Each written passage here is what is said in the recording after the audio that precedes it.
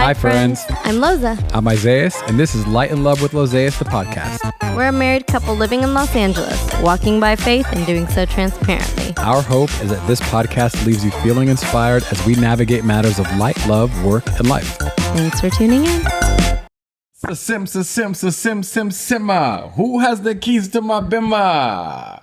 What? Who am I? You got nothing to say. Apparently I don't know the song. It was a test. And I failed. No. And I think that people are coming to learn that you actually don't know lyrics and only melody. You know what? For as many times as you've sung. You know what? Like, if anyone can relate to this, please let me know in the comments. There's two types of people in this world. There are people who know lyrics, and there are people who know vibes. And I know the vibe. I know the vibe and the spirit of the song. It's hilarious. And that's really the essence and the heart of what matters most, is what I would say. Yeah, no. You got to know the lyrics. So what's the lyrics? I don't know the lyrics of the song, but traditionally you need to know the lyrics. Selah, our daughter, is also a viber, so she's a viber. She gets it from her dad, but I'm totally... Did you hear what the lyrics said? He said I wasn't paying attention. See, for the people, even though if the people didn't understand what I said, they felt what I said. Maybe they did. And you know what's most important is that you feel it. You feel it. That's fair. You know what I'm saying? Well, hopefully that was a welcoming feeling to you guys. That's what I was hoping we can accomplish. There you go. I think we did it. Loza, how are you today? Good, Isaias. How are you? Or how are you tonight? I guess is a better This question. evening, as you guys can tell, we film these things late at night once the kids go to sleep, and man, we got a whole story. We're going to get into it. But welcome to the Light and Love with Lozayas podcast, everybody. Welcome. We are on season 2, episode 13. We are in this season. We're cooking. Yes. Holy Spirit's working. We're moving. We're trying. It's been good. Thank you guys for listening to the first few episodes. Watching actually on YouTube. Yes, we are now on YouTube. What's going on, everybody? It's been kind of cool to go back and watch ourselves, right? I'm like, oh, is that what we look like? Low key, we were in the kitchen yesterday, 2 days ago, and I can only see the side of what was going on in there, and all I could see is Loza leaning in and just smiling, looking at something, and then lo and behold, it was us. That's what you were seeing. Because I was like, wow, I can see. You love us. I do love us. I do love us. Hopefully you guys love us too. But I think I was also smiling because I could see my discomfort.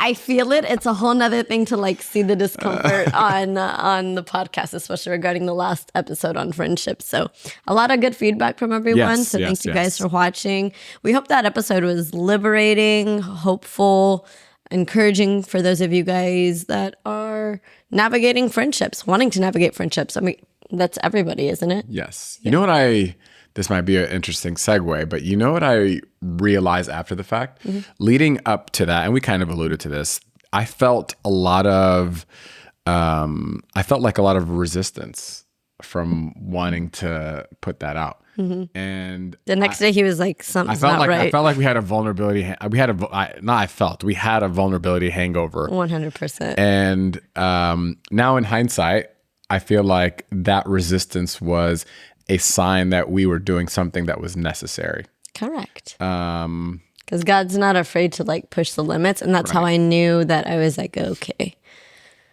It was the right move. I think so. So that's going to be relevant to our conversation today. It is. Do we want to do a review first? Or let's do that.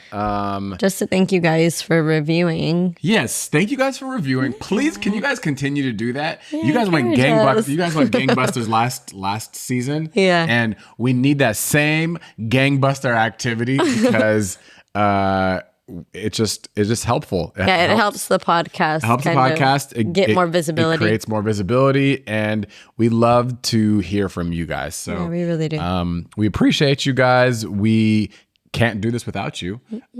So we appreciate your written support, but we would also appreciate your financial support. Ooh. We have a donor box, if I'm not mistaken. I think we're going to be working on... I'm actually really freestyling right now. Loza does not know what's about to come out of my mouth next. This is marriage, guys. I'm like, I can see you out of the corner of my eye being like, this man is truly flying off the script right now. We'll have a script, but continue. Proverbial script. Donor box should be in the show notes. And you know what? depending on depending on how things come together, we might have a Cash App or a Venmo coming soon too.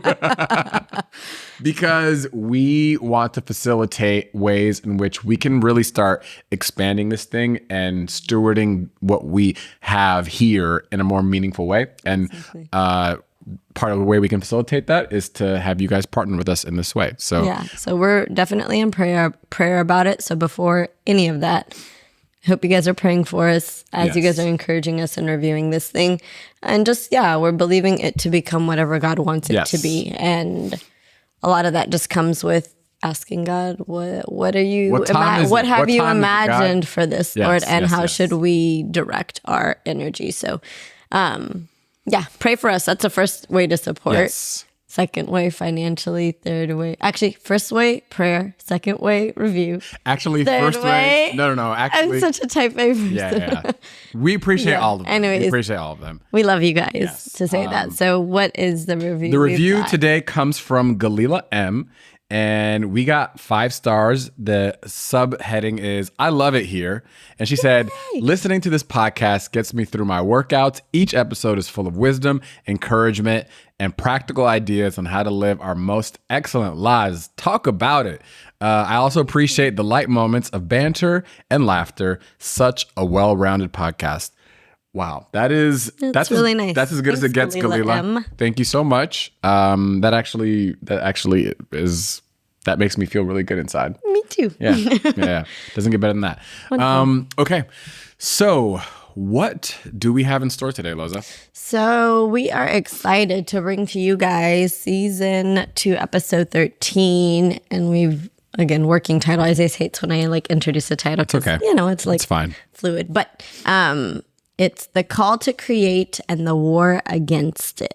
Okay. And what does that mean? Yeah. So basically the reason we wanted to share on this actually, and we'll kind of speak to it right before we hopped on recording this thing. Isayas was like, what did you say? He was like, I feel like we should, now that we're kind of trending in the direction of just being all hands on deck, right? All cylinders moving. We need to make sure we're being prayerful and being led by the Spirit. I feel like usually when we're walking in this direction, a lot of resistance or things show up. Yeah. And I was like, yeah, great. Let's definitely pray about it. And then sure enough, as soon as we finished prayer, maybe 30 minutes later, we got in an argument.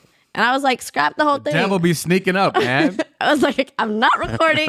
The last thing we're going to do is fake the funk, which real talk, we will not get on the mic if something's not right. If something's popping in this house, y'all gonna hear. We don't do that. We don't do that. So I was like, dude, what are the odds? And so we took it to prayer again, and we're like, you know what? Maybe we need to touch on, obviously resistance, but resistance in light of this call that I feel like human beings all have.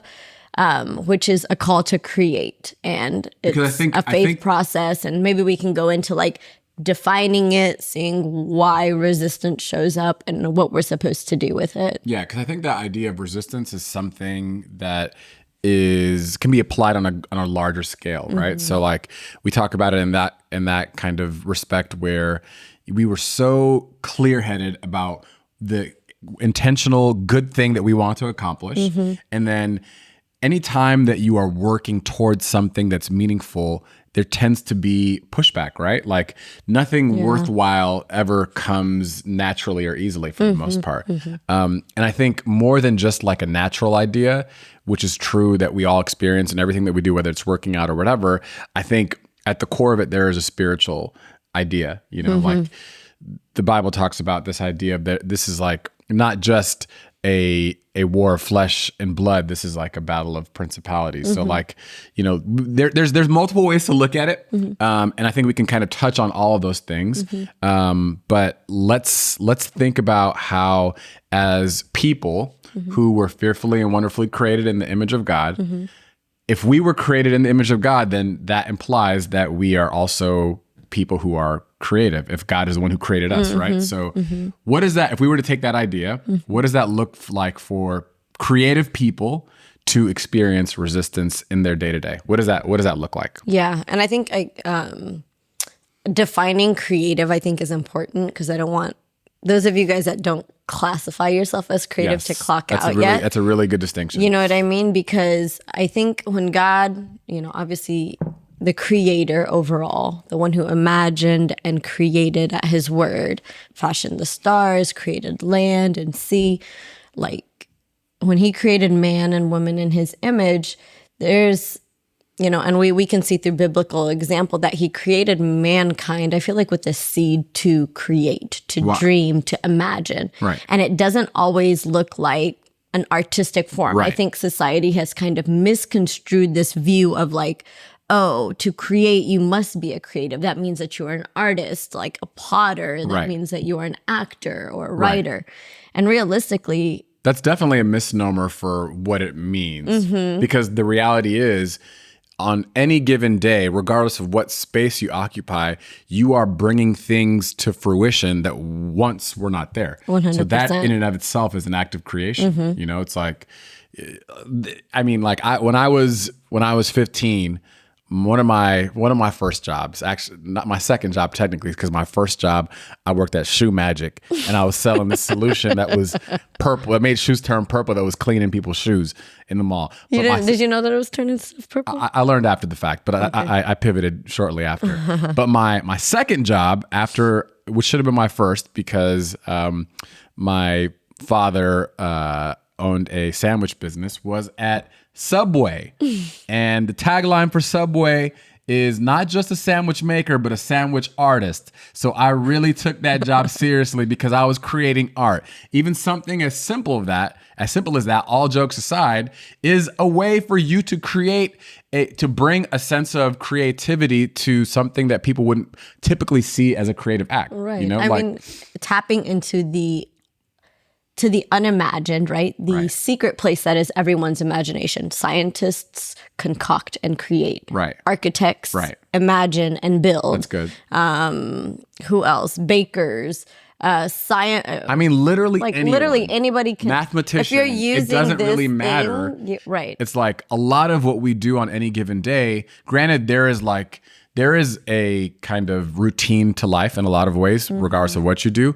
But for any given person, there's an opportunity to create. And that's really up to the individual, right? It's up to you to choose to see things in a different way, to say, okay, well, things have worked this way before, but what happens if I bring this element in? What happens if I introduce something else that wasn't previously here, and how does that impact what it can become? I agree. And I think that now this creative process, right, bringing into the scene something that was seen, but basically you saw it with your imagination but it wasn't seen in the physical realm, and you're bringing it to become seen in the physical realm. That is a faith process, and I really am pressed to believe that imagination, those thoughts, that inspiration comes from somewhere. You know what I mean? And I think that the thing, as Isayas is like navigating and moving about the world, the things that are inspiring you are very specific to you. The things that move me are specific to me and my call, and things that make me come alive, make me inspired. And there's a part of me that as a creator, God has a way of opening our eyes to different things, different situations, different perspectives. And it feels like amusing, if you will, something that's kind of like sparked imagination, sparked creativity, sparked wonder. And every human being does it. Right. The question is, does every human being answer? Does every human being respond to that thing that's like, maybe there is something here. Maybe that is something that's begging to be birthed out of me. But a lot of the times it'll either be stifled, dulled out, and then the snooze button will be hit on that inspiration. I think you're totally spot on with that. And I love the way you kind of alluded to how creativity in and of itself is an act of faith. It's because for something that you don't truly know to be true, that you haven't seen, it's like you're kind of stepping out and seeing, okay, like what is possible. And again, this is not, I want to really remove the language around how this is just like the act of creativity is specifically only in the way we would perceive artistry today. It's like even the way we, would like to like I'll use the example that kind of we've been talking about earlier.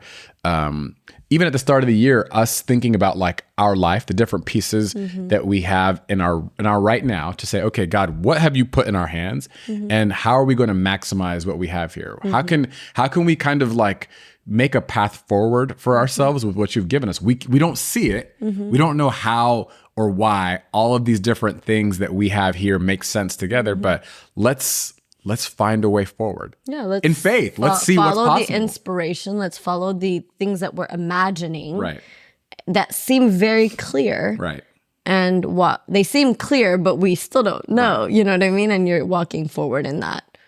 And I think it's like, and I do think it is like God too, to give us a seed of inspiration, and then using that as a reason to step forward in faith. You 100%. Know, because he's like, so what you gonna do? I called you, I inspired you. Because through that, it almost like requires for us to be dependent on God too, to give us the next step along the way. 100%. Yeah. So even that alone is an act of creativity. You know. Yeah, I think that that call to creativity, the call to create, the call to bring from your imagination something visual, something seen, is not only an act of faith, but an act of obedience as well. Because for God to call, inspire, lead, he didn't have to inspire you. He didn't have to move you, but there's clearly something that he's wanting to do through you. And I think it says it in Ephesians, where it says, we are God's handiwork, created in Christ Jesus to do good works, which he prepared for us before the foundations of the earth.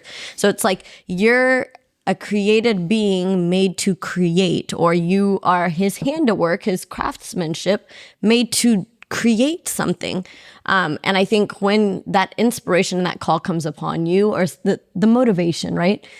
And you fail to move, it's almost like delayed obedience or complete disobedience, because again, he didn't have to do it, but he did. And so it's like stepping out in faith is saying, you know what, God, I don't see the full picture, but not only am I going to have to depend on you, but I'm trusting that your heart for me, your hand for me, your vision over my life, or whatever the case may be, is sovereign over what I'm physically seeing right now. I may not see it, but I'm going to walk with the belief that something will come to me from that. You've sparked a couple of ideas, and I want to potentially take this in two different directions. I'm going to start in one place.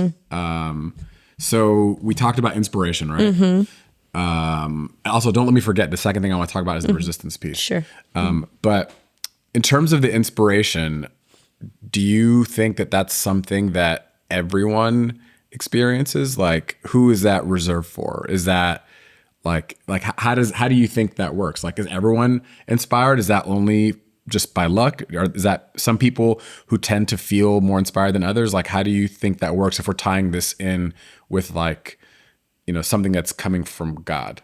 I think as long as you are alive, there is inspiration. The question is, are you aware, right? I mean, inspiration is imagination. It's entering into that space of saying, oh, I'm seeing something that I've never seen before, right. Or maybe I have seen it, but I'm seeing something very clearly in this imagined space. Like, why is that separate from, like, I think sometimes what people will do is like say, oh, that's just like, whatever, that's just a childish thing. That's just a creative thing. That's something that kids do. And it's like, well, one, not only are kids revered in scripture, right, as being, having childlike faith and being innocent and trusting. And, but I think a lot of the times people will think that it's just for children because when we've outgrown that, we think it's too foolish. We think it doesn't make sense. But I'm believing that biologically and psychologically, there's a reason that that was placed within human beings. How is that not something that's an intentional design by God? Right. It's hard to how quantify, can though. It be? It is hard to quantify, but I do believe that that's what makes us different from all these animals. Our ability to create, to imagine, to build a future, to see things, to, navigate and to progress forward because of our imagination, because of our creativity. But to me, that's what convinces me further that like inspiration really is an act of God. I believe that too. Yeah. It's something that where like God is constantly leaving clues and sparks. And it's like, unless we are open to seeing it, then we can just continue to live life in a way where we're just completely blind to all the possibilities of what can be created. I think like, even like there was that TED Talk we were talking about. I'm not remembering the name. It's like it's talking about the inspiration of genius, but she referred to how like in Roman times the idea of genius was more along the lines of how it came from an external divine source. It touched somebody, and then they were able to create from that place, and then. Now, conversely, in modern times, people think and experience this idea differently, where they almost for some reason talk about it like it's self-generated. And I think that's, especially when you think about it from a spiritual lens, that seems like such a short-circuiting of what it really means. Because like it almost implies that you have to self-generate and curate something so perfectly for us to talk about like genius in the sense where it's prescribed to a person. When in reality, it makes that much, especially as a person of faith, it makes that much more sense to me to think about this idea of inspiration or genius as something that comes from outside of yourself, from God, 100%. For you to like experience it or to like be moved by it and then have to act on it in faith, you know? Yeah. Because the inspiration is nothing if you don't choose to step out and do something and with see, it. See something of it, yeah. I think that what you're talking about is also where in this day and age, people have run with that notion that self is the center. And that's why we get conversations of manifestation, of like building things and creating things because I said so. It's coming from self. Wow. You know what I mean? Versus understanding that inspiration is not, self is not the center, and I think that's one way to suss out whether or not, as we believe that God is a creator and we were created to create by him, that the outcome of whatever gets created is one for his glory.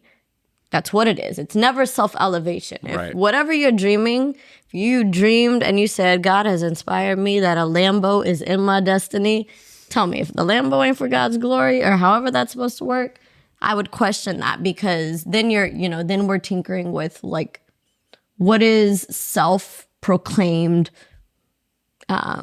manifestation versus what is the will of God inspiring and moving through human beings. And I think one, the fruit of it should speak for it, the glory of the Lord. And then also, I feel like this spirit of manifestation, as it's led in pride, leads to destruction. That's what the Bible tells us. And so we may not see it in this, early, but on an eternal ramifications. Yeah. Why? So does every bit of inspiration you think have to explicitly reroute itself back to the glory of the Lord? How about if, for example, a TV writer gets inspired for this idea for a show that has nothing to do with the glorification of God? Well, I think that person can still make the argument that they received the inspiration from somewhere. Like how do you reconcile that? Yeah, that's fair. Because I think human beings, by nature, we were designed to imagine and to create.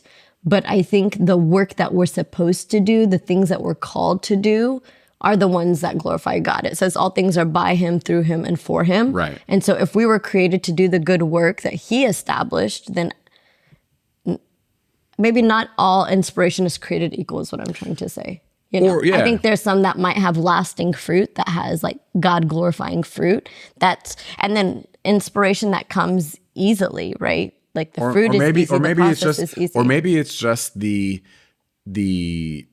like subject matter aside, maybe it's just the specificity or like the uniqueness of the thoughts that have come together that can still speak to the glory of God, because it's like how God can empower somebody to, think in a certain way or to like execute in a certain way. But the way in which you choose to bring it forth is really up to the person at the end of the day, right? So whether you make a movie or make a cake, is that what you mean? Yeah, or just like how you choose to package it, Right. Like I think there's still God could be glorified out of the fact that regardless of what the subject matter is, it was still a very like, as it regards to as it relates to craft, it's still something that's truly uniquely amazing. You know, Interesting. regardless of what they're specifically talking about.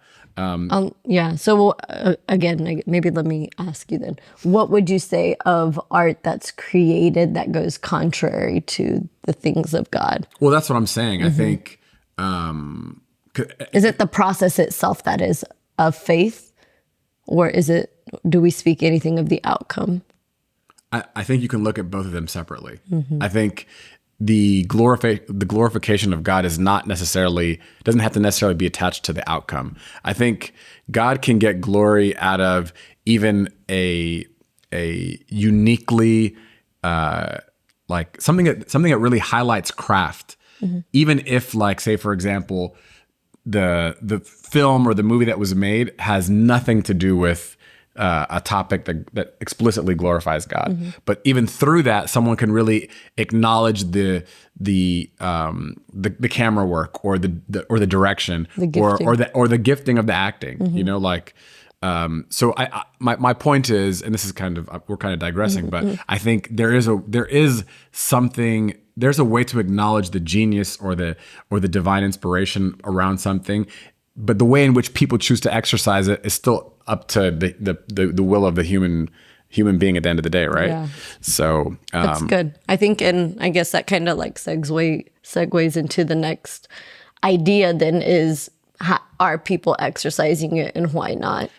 You know, what do you mean by that? Are people exercising the inspiration, the sparks, the inspiration, the musing, and seeing it fully realized? Are people walking through that process, doing the creative process? And that's kind of where that conversation of resistance shows up, you know? Yeah. I think... And why that exists. Yeah, I mean, so, you know, it's been a while for me, but like we were talking about the book, Stephen Pressfield's book, The War of Art. And read it if you haven't had a chance. That idea of resistance, at least how he speaks about it in the book, I think is really interesting because it just speaks to how anytime you are endeavoring to do something that is creative in nature, or like, you know, creative in the sense that you're trying to bring something forth that's not there, you always will automatically receive pushback. Resistance, yeah. And the way he wrote it, like I remember reading it the first time, I'm like, this does not explicitly sound like it's a faith-based book, but it's like, he has to be, because it's just like the way in which he's referencing it feels like there's just a clear correlation there, you know? So I think that's just like one of the ways in which the enemy will constantly push back against things that were meant to be brought forth, you know? And even like, you know, we were talking about the conversation of this podcast tonight. It's like, if you're working under the assumption, which we both do, that as people of faith, there are forces of good, God, and there are forces of evil, the enemy. Principalities, yeah. Then anytime you are seeking to do something that can make a difference or can really make a positive dent in the world that we live in, then you have to think about why there wouldn't be pushback, because there is. Exactly. Because there is, you know? So like, it's like for every positive force, there's a negative force. There's a pull. There's a push and a pull with everything. Which should be a mile marker to you then, right? When you would think. You would exactly. think. It's hard to see it happening, because even now, like, our goal was to produce a podcast episode that we are hoping will be encouraging to you guys. And in the process of wanting to do that, sure enough, we got in an argument, and I, honest to God, was about to just throw the whole thing out. I'm like, we're not doing it tonight. I wasn't ready to take it that far, but you know, even then, like, I was far less inclined and willing to be cooperative. Welcome to marriage, guys. Because we got into that argument, and then immediately I was like, okay, let me just be real and honest here. There's definitely some pushback, because everything that this could be, the good thing that this could be, there's a pull to not do it. And my default and the easy answer would be to follow the resistance. It's easier to fall into resistance. Just say, oh, I'm too tired. Oh, I don't have the capacity to come up with all the excuses, however the resistance shows up in your life. Right. But it takes greater levels to break past the resistance, you know, and we can talk about like ways to like push past that resistance, but it is counterintuitive and counter your instincts to push back against resistance. I think it's really interesting. I'm not like hearing you say that is making me ask the question, like, how do you push back? And I think part of how you push back, at least from a biblical standpoint, is like you have to, and that's why it's so important to possess the fruit of the Spirit, like the patience, the kindness, the goodness, the gentleness, the self-control. It's like these are not just like nice suggestions. It's like, you know, for someone who has self-control in a scenario like the one we just described, you can be a little bit more sober-minded about, what's actually happening, so you can assess something for what it is. Because, you know, when we get in a fight like that, it's like, it's natural. Your flesh wants to let your pride or your whatever to take over and say, well, I feel wronged by this. So as a result, I'm going to draw a hard line here. As a result, as opposed to someone who is operating out of patience, a fruit of the Spirit, or you know, any other fruit of the Spirit that can, you know, kind of give you a second to really acknowledge what's going on and try to operate outside of that. Yeah, and it's easy to just see it from the surface, right? That it's just an argument, but realistically, you're right. It's deeper than that. It's, you know, a push against you coming through to be able to create, being able to put that good thing forward, you know, being able to come in unity in marriage, which is a good thing that God desires, you know? So anytime you like set your mind to do something good, to get up and work out, to go and create this life, you know, in that you want the thing that God has inspired in you, you know, the better, a challenged you, a well-read you, a progressive you know, and the better version of you that operates in the fruits of the Spirit, right? Self-control, patience, kindness. There is honest to God war against you becoming this person, and the enemy will stop at nothing to keep that from happening. And so when it shows up, my immediate default is, Isayas and I talk about this, but like talking about like the enemy. I'm one of those that like wants to get buck in the spiritual. She's a little aggressive, I have to say. I'm like, I'll fight the devil, but I'm not going to do it. God's going to get him. You know what I mean? Like, I wish he a little would. chihuahua over here. I'm not. Dude, I'm a tiger in the spiritual realm. Don't play me, Isayas. I will fight the devil. No, take my hoops out, and I literally will be like, look, I know this resistance is here, but I know who's stronger. So I go into prayer immediately. Okay, God, you got this, because this is something good that's supposed to be happening. And one example I'll give you is even me trying to write the book of you. Right. Lord have mercy, the amount of resistance that has shown up. And even now, like the self-doubt. Yeah. Exactly. And I remember having to just surrender, and constantly before I even got to writing any creative process, I will always pray. And I'll say, Lord, we're trying to create something from nothing.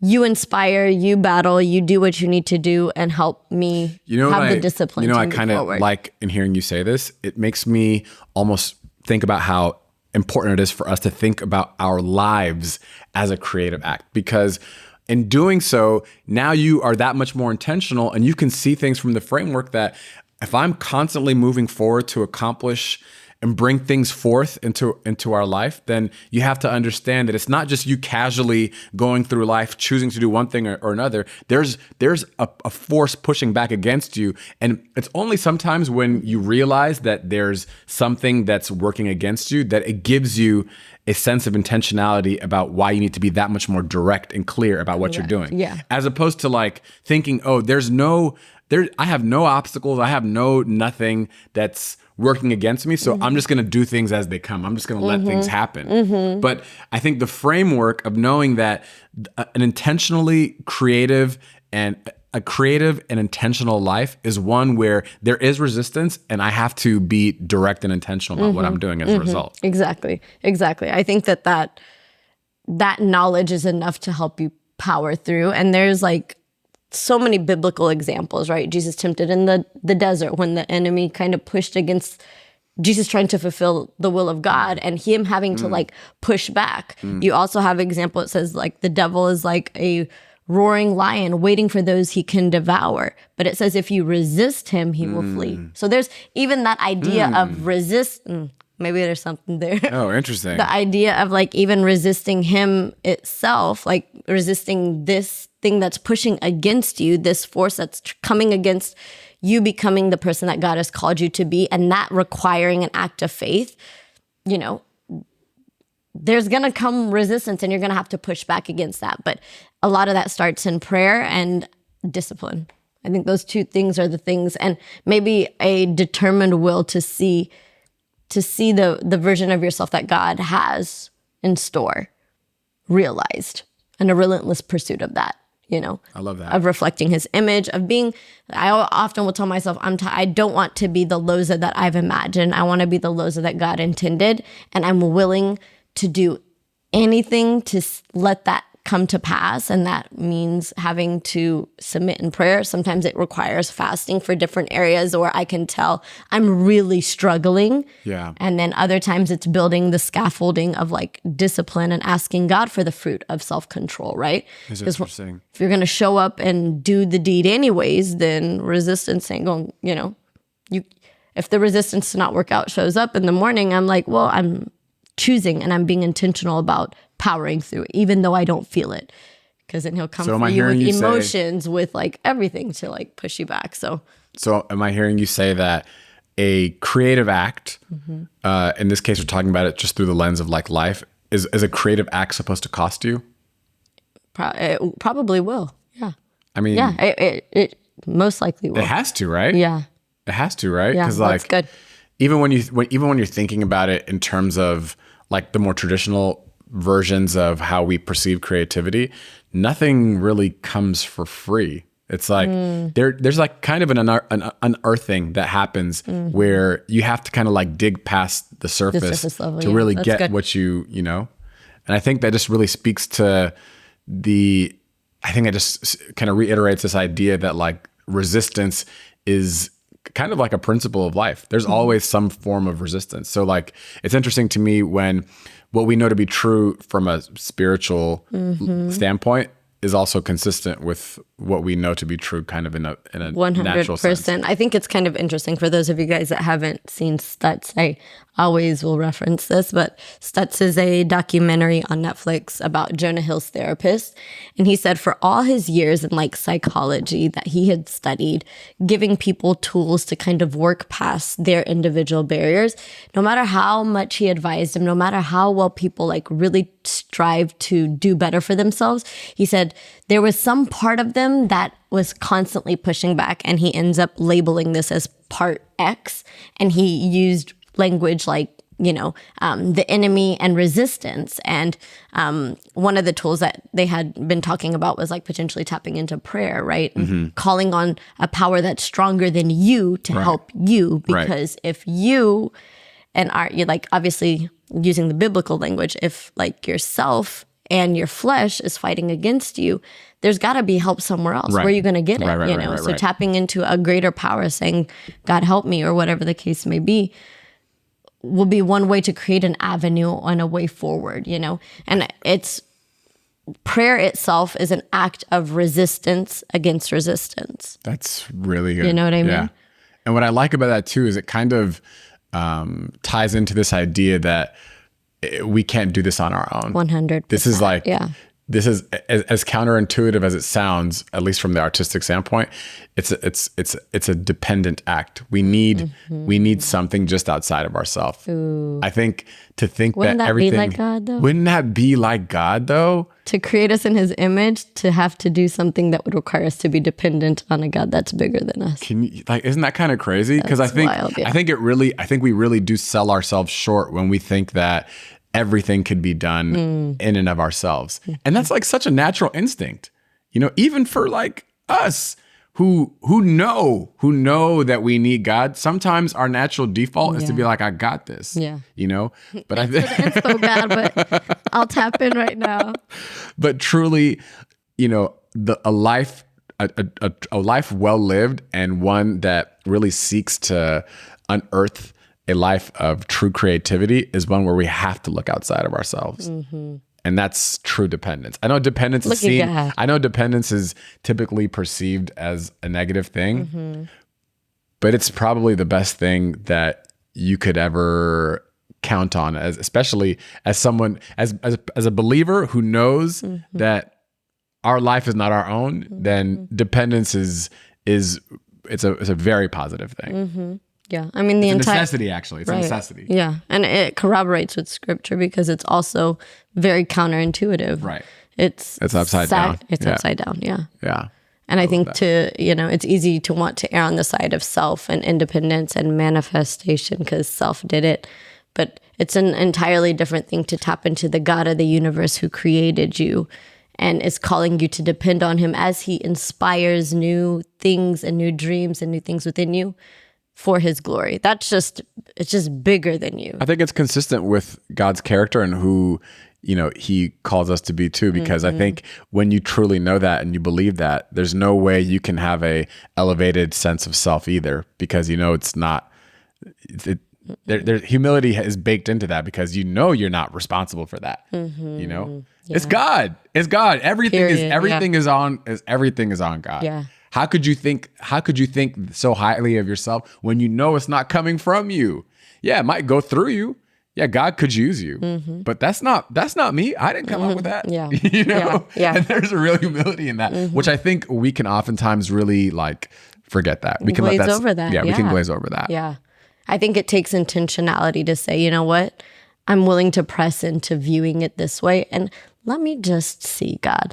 Even that itself, making that choice is an act of faith and saying, show me God. Yeah. Show me. I'm willing to see. I want to see for myself what this looks like. Yeah. It's one thing to see it through another person, but it's hard to believe, is that possible for me too? And I think that itself, the choice to do that is an act of faith. What the way of the choice of having to ask God to inspire you, to dream through you, especially if you're a person that has always done it as self. Right. Because you don't know anything. You're processing from a place that's kind of unknown to you. Right. Like we all are, right? It takes faith to fuel faith. Right. It takes faith to inspire us in a creative element. I think all arrows point back to God, and that's I think if anything that should give us all license to believe that that God could use anything, anyone to accomplish whatever he wants anywhere. I think it should just provide us with a further sense of confidence that we should remove any limiting beliefs that we have, because if you're someone who's found themselves stuck or feeling like they can't move forward in life the way that they thought they could, then maybe it's worth asking yourself why, and thinking about how God could use whatever pieces that you have around you for the good of his will. And it's never too late. There's the thing about when we look at Romans 8:28 says, God works all things together for the good of those who love him. So all things meaning the things that are seemingly bad, the things that are seemingly good, the things that were unexpected, the things that you thought were going to happen. Regardless if your story went left, right, up, down, back, 2 up, 3 back, he could still use all of that and make it work for your good. And wow, that's the amazing. Talk about an ultimate creative. Man, bro. Talk about an ultimate creative. And it's never a copycat because there's only one you. No, that is not a repeatable playbook. This is a truly uniquely designed thing that only the God of heaven and earth could do. That's the beauty of that's some beautiful creativity there.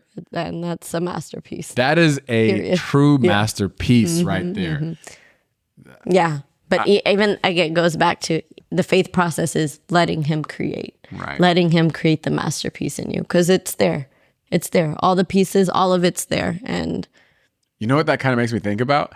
Like when I came back from drama school and, when you go to drama school, like the whole process of approaching acting is different than what you would do for television and film, because I know that, but I'll tell you why. Elaborate. Yeah, because when you're in drama school and you're working on plays, you typically have 6 weeks at a time to really just mull over something and let it marinate. And you can kind of ease your way into it over time. And it's just these ridiculous exercises of today I'm going to walk around the city, walking a mile in the shoes of somebody who isn't me. It's like you can be afforded the opportunity to experiment with just different things that are time consuming, and you could just play around with it, right? But moving back and then experiencing what like the quick turnaround world of film and television was, it's like, oh, you get an audition, you have 24 to 48 hours to respond to the casting director and put something on tape or go into an office and like through that, the type A side of me wanting to be a good student was like, oh, okay, I got 24 hours. I'm going to study this thing. I'm going to grip it. I'm going to mold this, and then I'm going to hold on to it so tight, and I'm going to make this thing what it's supposed to be. Not realizing until time passed that the only way to truly let something like this breathe is to not micromanage it or suffocate it or hold it or control it. You have to just let it be what it is. You have to let it move and evolve naturally and let it go where it's supposed to go. Yeah, there's a plan, there's a direction, there's a scaffolding, but you have to have the trust in what you're doing to let it go and to let it breathe and to let it be what it's supposed to be. So I bring that up just to say, in the same way, I think we can't try to completely manage our lives and just grip it so tight that we feel somewhere, baby, got somewhere. We can't grip our lives to the point where we feel like we know exactly what the masterpiece that we want to create, because we have to let the master make the masterpiece. You know what I'm saying? Period. You know what I'm saying? Yeah, that's good. So, man, I think it's just I think it's a reminder to us to be okay with letting go sometimes, that I think that's harder for some of us than it is. I know it was hard for me. Yeah, for everybody. Yeah. But that's what faith is. Trusting that a God bigger than yourself actually will hold you down, is actually has a vantage point that you don't, and you're okay with that. And letting him create. I'm cool with that. A masterpiece. I love that. So on that note, to all of you, I say peace. No, that's not yet. No, but yeah, that's yeah. I love that. Yeah, I think that's praise God for the journey that we just went on with that, because we started with the idea, and it always happens with each one of these episodes. I mean, it feels very vulnerable, but I kind of like not exactly knowing where we're going and then arriving. Thanks God for even this is a creative process. I mean, it's so interesting because we've kind of like still created a general desired direction, but we're creating. Yeah. We're creating, we're talking, and you guys got to see a bit of that process. So we hope this episode encouraged you guys. And if it did, Did it encourage you? It encouraged me. I feel encouraged. Watch what we create. I love it. And we'll see what God creates through us, most importantly. So we will include a lot of these verses that we kind of referred into the show notes, as well as basically all of our Insta handles, our social media handles. So reach out to us on there. Let us know what you thought about this episode. Review it, share it, subscribe to the YouTube channel.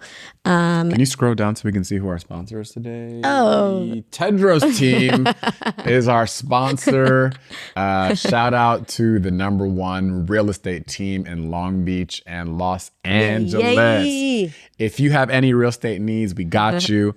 It would be our honor to walk you through the process and help you create a home for yourselves. So this guy's bringing things full circle. I love to see it. So yeah, come create with us in that regards.